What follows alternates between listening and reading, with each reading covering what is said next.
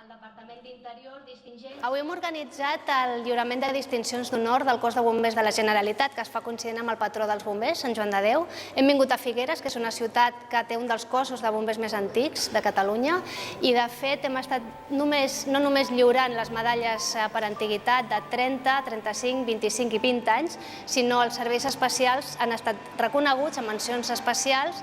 a membres del cos de bombers, de la Direcció General o també d'organismes i institucions externs.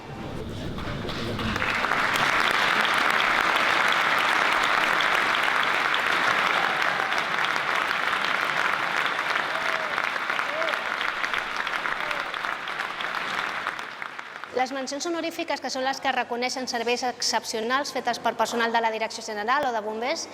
podríem destacar-ne dos enguany, que és una banda La recerca del menor, d'en Jordi, que va ser el nen que es va perdre la nit de Cap d'Any del 2015 i que va ser trobat per dos voluntaris. Avui el conseller i el president Puigdemont han lliurat una distinció a aquests dos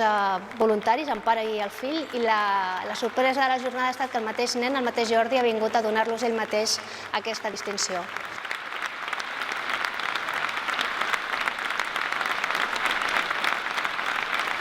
Un moment molt especial també ha estat el moment de les distincions lliurades arran de l'accident de l'autocar de Freginals, un accident molt tràgic, i en el qual s'han distingit tant organitzacions i institucions externes, policies locals, Creu Roja, Protecció Civil, etc., com a personal de la Direcció General i del cos de bombers que van treballar aquells dies, i sobretot els bombers que se'ls ha distingit amb medalla d'argent són els que van estar in situ treballant al mateix lloc de l'accident de l'autocar.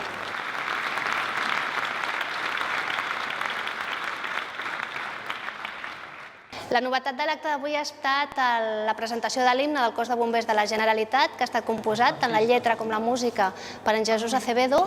i ha estat interpretat per primer cop en públic avui a l'acte de lliurament de medalles, juntament amb el cantant en Ramon Sauló. Ha estat un moment també molt especial. Som bombers de Catalunya, dones i homes, tots companys. És l'equip que ens dona força, tots som un.